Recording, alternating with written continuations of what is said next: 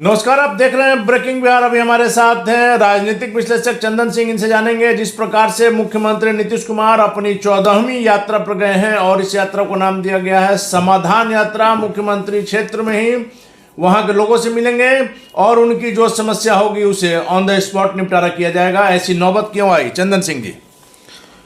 अनिल जी, ऐसा है कि कहा जाता है कि गोद में बच्चा नगर में ढिंढोरा। समस्या राजधानी में है और समाधान इसको मुख्यमंत्री जी बिहार जिले में खोज रहे हैं।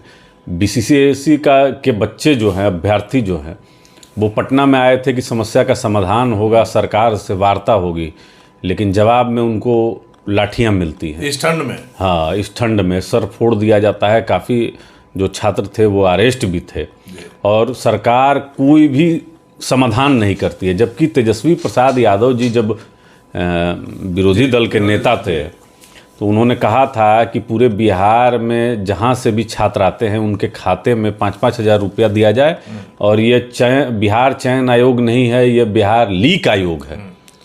अपने बात से तो मुकर गए। आज लाठी और डंडे से पीटा जा रहा है उन छात्रों की। बस थोड़ी सी उन छात्रों का कसूर क्या था? कोई कसूर नहीं, बस उनका कहना था कि भाई परीक्षा को रद्द किया जाए, पुनः परीक्षा को आप लीजिए, ये प्रश्न पत्र लीक कर गया है। करने की बात भी इसलिए नहीं, इसमें छात्र की तो गलती नहीं है ना, ये तो आयोग की गलती से हो, जिसकी गलती से हो प्रश्न पत्र लीक हुए। बिल्कुल छात्रों को कहना जायज है कि आप उसको कैंसिल बिल्कुल बराबर, वो चाहे बीपीएससी का हो विषय या आपका एसएससी का हो या कोई भी ऐसा परीक्षा जो बिहार की धरती पर होता है, उसके प्रश्न पत्र पहले ही लीक कर जाते हैं। सत्ता पक्ष के संसदीय बोर्ड के अध्यक्ष इनके उपेंद्र कुशवाहा जी के साथ बीपीएससी प्रश्न पत्र जिसने लीक किया था उसका फोटो वायरल हुआ था। आज तक कहाँ कोई कार्रवाई हुई? देखिए नीतीश कुमार जी, किसी के साथ नहीं, देखिए नीतीश कुमार जी बराबर जो है समीक्षा बैठक करते हैं, तो कभी इस पर समीक्षा बैठक क्यों नहीं करते हैं कि भाई बराबर बिहार के जो प्रतिष्ठित परीक्षाएं होती हैं इनके प्रश्न पत्र लीक कर जाते हैं और इससे कहीं ना कहीं देश भर में बिहार शर्मसार होता है, बदनामी होती है। ऐसा नहीं होना चाहिए। एक टास्क फोर्स क्यों नहीं बनाया जाता है, एक कड़ा नियम बनाया जाता है, क्योंकि बहुत सिंडिकेट इसमें जो है घुसा हुआ है। ऐसा है कि पूरे देश भर में राष्ट्रीय चैनलों में एक विषय अभी छिड़ा हुआ है कि बिहार में जो शराबबंदी है इसके वजह से लगातार लोग मर रहे हैं और ये नीतीश कुमार जी अपना नाक की लड़ाई बना लिए हैं। तो कहीं ना कहीं एक गलत शराब नीति के वजह से जो बिहार की जनता है वो सफ़र कर रही है, सरकार का रेवेन्यू का लॉस हो रहा है। इसी पर इन्हीं के गठबंधन के सहयोगी जीतन राम मांझी जी का एक बयान आया हाल फिलहाल में कि सरकार को गुजरात मॉडल पे भी ध्यान देना चाहिए, परमिट पे उनको मिलना चाहिए, शराब मिलना चाहिए। इससे क्या होगा कि सरकार सही चीज़ भी उपलब्ध कराएगी, इससे जहरीली शराब लोग नहीं पिएंगे और दूसरा है कि सरकार का जो रेवेन्यू है इसका भी नुकसान नहीं होगा। तीसरा है कि मुख्यमंत्री ये कड़ाके की ठंड में बिहार में कहीं भी अनिल जी अलाव की व्यवस्था नहीं है, कम्बल वितरण नहीं हो रहा है, जबकि पूर्व की सरकारों ने बराबर इस पर ध्यान दिया था। अब नीतीश कुमार जी का तो अपना अमला फमला ऐसा है कि इनको तो अब हीटर कम्बल सारा व्यवस्था होगा। अब मुख्यमंत्री को क्या करना है? देखिए, राष्ट्रीय जनता दल के एक वरिष्ठ नेता शिवानंद तिवारी जी का बयान आया कि मुख्यमंत्री जी को ये जो इनका यात्रा है इसको रद्द करना चाहिए, क्योंकि बहुत ज़्यादा ठंड है और जिस भी जिला में जाएंगे वहाँ पे जनजीवन अस्त व्यस्त हो जाएगा। तो अभी कुछ दिन के लिए टालने की भी बात थी, तो ऐसा करना चाहिए। यहाँ पर आपको ये नहीं लगता है चंदन सिंह जी कि मुख्यमंत्री अगर इस तरह से जा रहे हैं, तमाम तैयारियां पहले से पूर्व घोषित जो कार्यक्रम है वैसे में तो तमाम व्यवस्थाएं आपको सही नजर आएंगी। मुख्यमंत्री को यदि जाना था तो अभेष बदल करके अगर जाकर देखते तो सच्चाई पता चलती। तो इसका मतलब या तो मुख्यमंत्री को सच्चाई का ज्ञान नहीं है या मुख्यमंत्री जानते हुए इस चीज को नहीं कर रहे हैं। नहीं, बिल्कुल किसी भी चीज़ के लिए अगर ढिंढोरा पीट के आप जाइएगा तो वहाँ जो ठेकेदार होंगे, जो कॉन्ट्रैक्टर होंगे, वो तो उसको लिप पोत के पहले रखेंगे। सरकारी अधिकारी तो वहाँ सारी व्यवस्था बिल्कुल। देखिए, अभी मुख्यमंत्री जी वहीं से एक बयान दिए हैं, अभी एकदम ताज़ा ताज़ा बयान है कि फरवरी के बाद संभवतः पूरे देश में यात्रा करेंगे। तो हम लोग जो पहले से कहते आ रहे थे कि 450 करोड़ रुपया का जो ये हेलीकॉप्टर और जेट विमान 350 से 450 करोड़ रुपया लगेगा ही अनिल जी, बिहार जैसे गरीब राज्य में। तो नीतीश कुमार जी एक प्लान बनाए हुए हैं कि किस तरीके से उनको विपक्षी एकता के लिए घूमना है, और उसी के तहत वो जेट और वो हेलीकॉप्टर की जरूरत थी। विपक्षी एकता के लिए यह फ्लाइट जेट और हाँ, तो चूंकि आज के बयान से तो यही लग रहा है ना, जब फरवरी के बाद आप निकलेंगे और कैबिनेट आपका वो राशि आवंटित कर चुकी है, तो खरीदना बाकी है, खरीद के आप उसी से घूमिएगा। देखिए, बिहार के नौजवानों को रोजगार नहीं देना है, अगर रोजगार मांगिएगा तो लाठी मिलेगी। इसी के तहत ये सरकार चल रही है।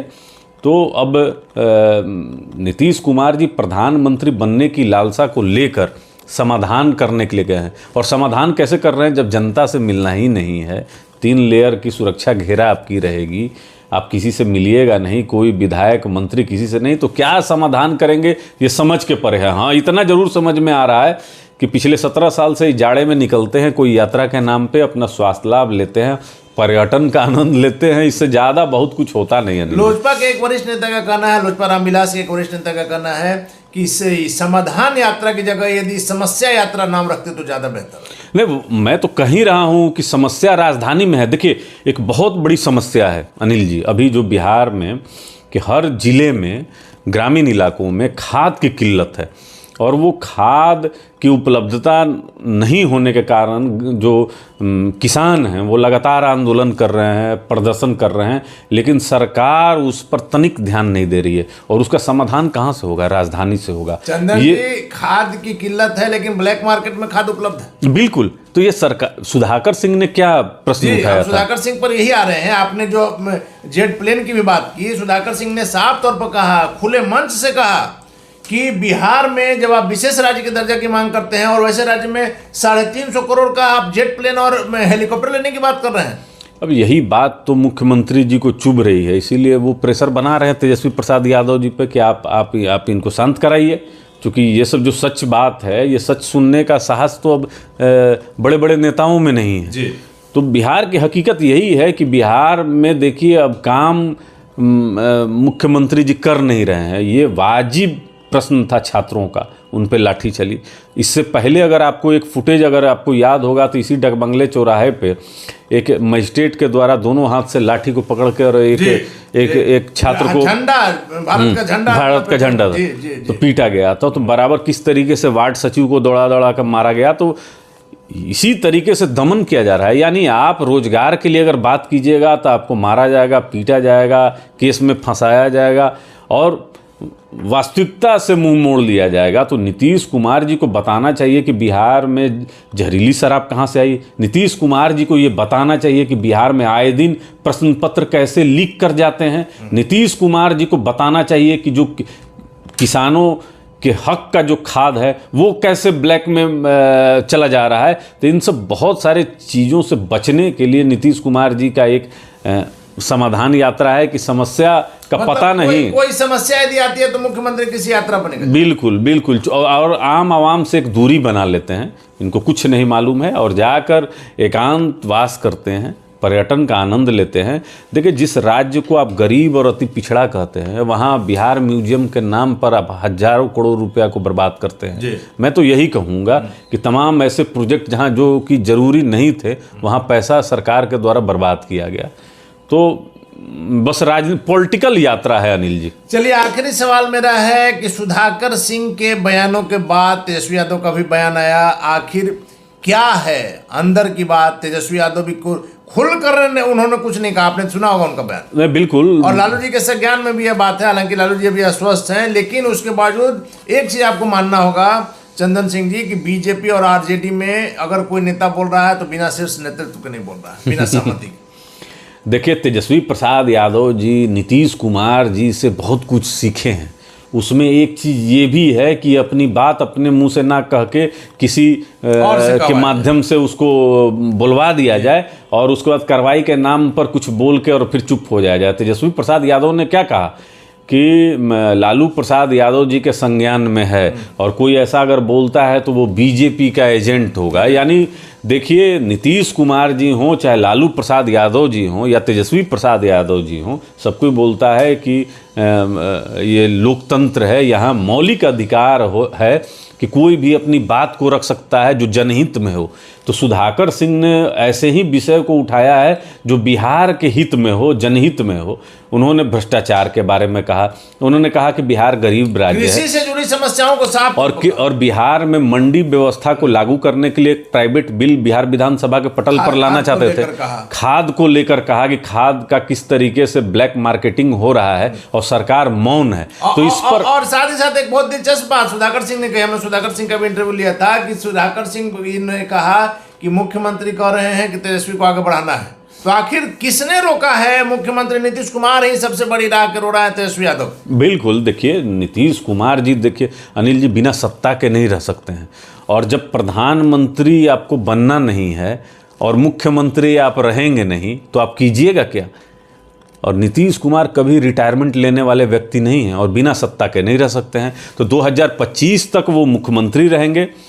अगर 24 में चुनाव में अगर ये प्रधानमंत्री का फेस नहीं होंगे तो आप देख लीजिएगा कि आरजेडी के साथ ये गठबंधन पुनः टूट जाएगी। और कौन जानता है कि 2024 में ही महागठबंधन के साथ रहेंगे कि नहीं। जगदानंद सिंह की निष्ठा पर सवाल नहीं उठाया जा सकता है। लालू प्रसाद यादव के सबसे करीबी, सबसे भरोसेमंद व्यक्ति हैं। आपने देखा बीच में कई तरह की खबरें चली, लेकिन आखिर जगदानंद सिंह आरजेडी में बने हुए हैं। और वैसे में उनके बेटे सुधाकर सिंह का बयान कहीं ना कहीं दर्शा रहा है कि बात कुछ और है, अंदर की बात कुछ नहीं। जगदानंद सिंह की निष्ठा के बारे में कोई प्रश्न नहीं उठा सकता है। जो राजनीति को थोड़ा बहुत भी समझता है अनिल जी, वो राजनीति में एक आदर्श के रूप में अपने आप को स्थापित किए हैं। अपने पुत्र को किस तरीके से उन चुनाव को हरवाया उन्होंने अपने पार्टी के लिए, इसलिए कोई इस पे, जिस व्यक्ति के लिए परिवार से बड़ा पार्टी हो तो जगदानंद सिंह का नाम आएगा। उसमें कोई ये नहीं है। जहाँ कार्रवाई भी करने की बात होगी तो हमको लगता है कि जगदानंद सिंह के ही माध्यम से सुधाकर सिंह पे कार्रवाई हो सकती है। तो ऐसी कोई बात नहीं है। आपको क्या लग रहा है क्यों नहीं कार्रवाई हो रही इस तरह के मुख्यमंत्री पर सीधा हमला? नहीं, देखिए उसकी भी एक अपनी प्रक्रिया है और लालू प्रसाद यादव जी सर्वसम्मति से जो हो सकता है वो निर्णय लेंगे। अब ये अंदर खाने की बात है कि क्यों नहीं कार्रवाई हो रही है। तेजस्वी प्रसाद यादव की मौन सहमति है या जगदानंद सिंह बिना लालू प्रसाद यादव जी के सहमति के कुछ ऐसा नहीं कर सकते हैं। तो बहुत अंदर खाने की खुल के बात सामने आ जाएगी आने वाले निकट भविष्य में। लेकिन राष्ट्रीय जनता दल कहीं ना कहीं होशियार है नीतीश कुमार जी के पैंतरों से। चलिए, धन्यवाद आपका। तो ये थे हमारे साथ राजनीतिक विश्लेषक चंदन सिंह जी, जिनका साफ तौर पर कहना है कि नीतीश कुमार के पैंतरों से ज्यादा होशियार है राष्ट्रीय जनता दल। और साथ ही साथ मुख्यमंत्री नीतीश कुमार की समाधान यात्रा पर चंदन सिंह ने साफ तौर पर कहा कि समाधान राजधानी में है, आप वहां कहां घूम रहे हैं, वहां तो सिर्फ समस्या है। यदि समाधान करना है तो आप यहां बैठकर कर सकते हैं। इस यात्रा का कोई पब्लिक से मतलब नहीं है। वैसे भी आप सरकारी अधिकारियों से घिरे रहेंगे। हालांकि इस यात्रा को लेकर के आगे क्या होता है ये देखने वाली बात होगी। फिलहाल आप बने रहे ब्रेकिंग न्यूज़।